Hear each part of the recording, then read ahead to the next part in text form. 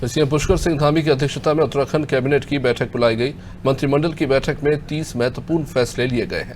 उत्तराखंड विधानसभा का सत्र 5 से लेकर 8 सितंबर तक चलेगा। इस बैठक में कुछ नगरपालिकाओं का सीमा विस्तार, कई नगर पंचायतों का निर्माण, मानव वन्य जीव संग्रह राहत वितरण नियमावली, ग्राम्य विकास विभाग में बीडीओ के बजट में बढ़ोतरी की गई है। साथ ही साथ मुख्यमंत्री उच्च शिक्षा शोध योजना के तहत एक कमेटी बनाई जाएगी। उच्च शिक्षा विभाग में आज हम लोग एक नई योजना प्रस्तावित कर रहे हैं। इसका नाम है मुख्यमंत्री उच्च शिक्षा शोध प्रोत्साहन योजना। जैसा कि आपको जानकारी है कि राष्ट्रीय शिक्षा नीति में शोध को बढ़ावा देने की बातें उसमें की गई है। उसी के क्रम में आज ये योजना हम लोग लेकर के आए हैं।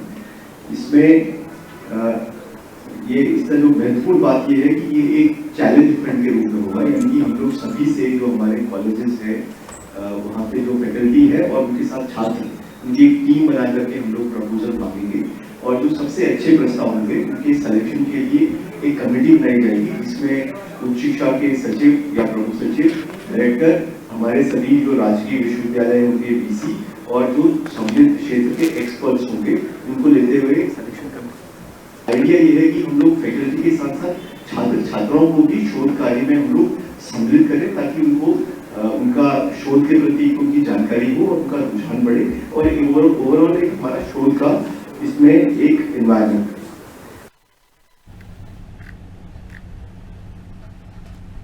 सोनू सिंह हमारे साथ जुड़े हुए हैं। सोनू, आज कैबिनेट की महत्वपूर्ण बैठक हुई है, किन किन फैसलों पर मोहर लगी? देखिए, कई ऐसे मामले थे जो कर्मचारियों से, अधिकारियों से जुड़े रहे हैं और कुछ नियमावलियों में संशोधन पर कैबिनेट ने मोहर लगाई है और कुछ ऐसे मामले हैं जो कर्मचारियों के साथ साथ जन कल्याण से जुड़े हुए हैं। अगर हम पंतनगर एयरपोर्ट की बात करें तो इसके विस्तारीकरण पर आज कैबिनेट ने अपनी मोहर लगाई है और आने वाले समय में जो आवश्यक भूमि है और जो व्यवस्थाएं हैं इनको दुरुस्त करने के लिए एक प्रारूप तैयार किया जा रहा है और इसमें चूंकि केंद्रीय सरकार का भी इसमें सहयोग है, तो केंद्र सरकार से भी लगातार समन्वय स्थापित किया जा रहा था। आज सरकार ने भी फैसला लिया और आने वाले समय में अंतर्राष्ट्रीय स्तर के जो उड़ानें हैं वो पंतनगर एयरपोर्ट से हम उड़ते हुए देख पाएंगे। ये फैसला लिया गया है। कुछ निकाय हैं जो स्थानीय निकाय हैं जिनके सीमा का विस्तार किया गया है। कई ऐसे क्षेत्र हैं, कई ऐसे जनपद हैं जिनकी नगर पंचायतों का उच्चीकरण किया गया है और इसके साथ साथ मानव वन्य जीव संघर्ष में जो जनहानि होती है उसके लिए एक धनराशि जो है वो तय कर दी गई है कि जब मानव और वन्य जीव संघर्ष होता है और जब मानव की क्षति होती है तो उसमें घायल होने पर एक मुफ्त धनराशि दी जाएगी, आंशिक रूप से घायल होने पर साधारण परिस्थिति में कुछ और धनराशि दी जाएगी और मृत्यु हो जाने के कारण जो है वो एक धनराशि दी जाएगी। तो ये तय किया गया है। इसके अलावा कई ऐसे मामले हैं जो सरकार ने आज फैसला लिया है। अगर हम आज के कैबिनेट के फैसलों की बात करें तो सरकारी भवन, खास तौर से शिक्षण संस्थान जो है जो सुबह से लेकर दोपहर के समय तक जिनमें सरकारी कार्य होते हैं जैसे विद्यालय है, तो उनमें जो कामकाज दोपहर तक होता है उसके बाद वो सरकारी संपत्ति जो दोपहर के बाद उसका उपयोग नहीं होता, तो निजी सेक्टर के लोग जो हैं ऐसी भूमि का किराया देकर के उपयोग कर सकेंगे, चाहे वो पार्किंग के लिए उपयोग हो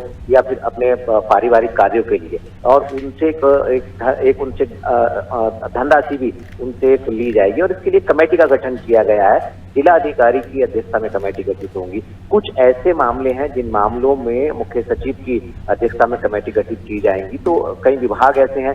सेब की एक नई नीति जो है उसको आज कैबिनेट ने अपनी मंजूरी दे दी है।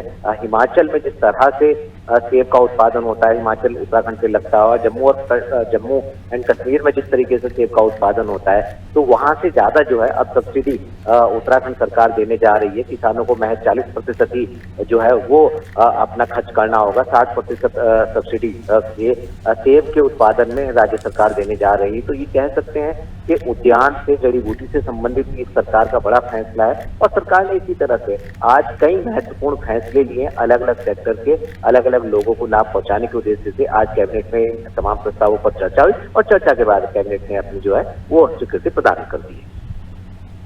शुक्रिया सोनू, जानकारी के लिए। जाहिर तौर पर कई महत्वपूर्ण फैसले जनता के हितों को मद्देनजर रखते हुए लिए गए हैं। अब सत्र भी शुरू होने जा रहा है 5 सितंबर से।